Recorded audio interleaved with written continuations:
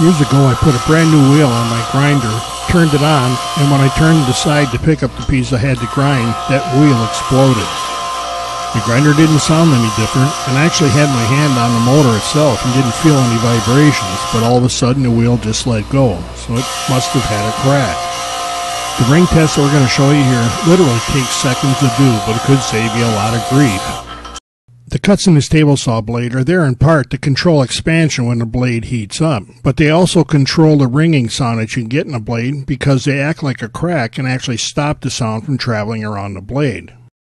To do the ring test, I usually put a wooden dowel or wooden handle in my vise so I can hang the wheel on that.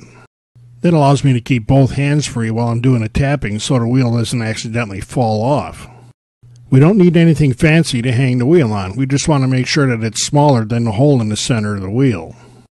Imagine there's a center line on this wheel. We just want to tap it roughly 45 degrees to either side of that line.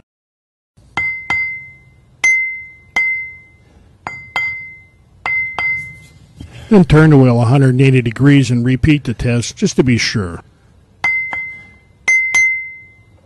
You can clearly hear the ring when we tap this wheel, so it doesn't look like it has a crack. Now that same stone, only this time with a crack.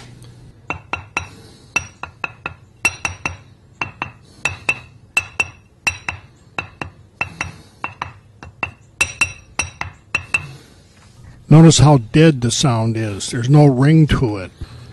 No crack. With a crack. And here's the crack that's stopping those sound waves from radiating around the stone to produce the ring. Add one crack to it and that ring goes away completely and the sound is very dead. Sometimes the cracks aren't this obvious, so you might have to look very closely. When you're in doubt, just get a new stone. It's a lot cheaper than a trip to the emergency room.